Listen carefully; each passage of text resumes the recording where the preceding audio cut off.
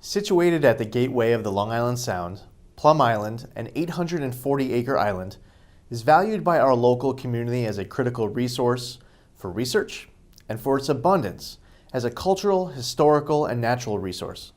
The recorded history of Plum Island dates back to the 1700s.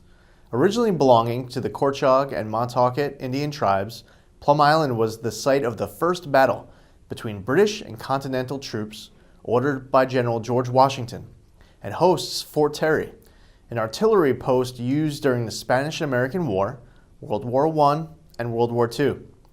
After World War II, Fort Terry was utilized as a research laboratory where hoof and mouth disease and other threats to our food supply were studied. The facility, under federal jurisdiction since 1899, has since grown to become what is known today as the Plum Island Animal Disease Center.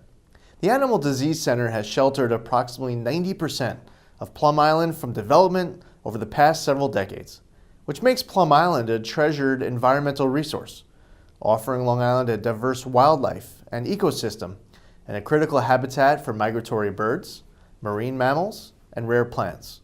When I visit the island, the magnificent scenery makes me feel like I'm visiting an exotic island thousands of miles away from home. It's hard to believe that a treasure like Plum Island is here right in our own backyard. In 2005, the Department of Homeland Security, which currently has jurisdiction over the island, announced that the Animal Disease Center research would be moved to a new federal facility in Kansas. To offset the cost of this relocation, a law was enacted that called for the private sale of Plum Island to the highest bidder. The sale of Plum Island is based on a false assumption that it could offset the cost of the new facility when the true value of the island, including cleanup costs and zoning, is less than originally anticipated. The traditional interagency consultation process regarding the disposal of federal property was also bypassed, putting the potential sale of this island on the fast track without consulting the local community or other federal agencies. Furthermore, the town of Southold has local jurisdiction over the island and has passed ordinances preventing any private development.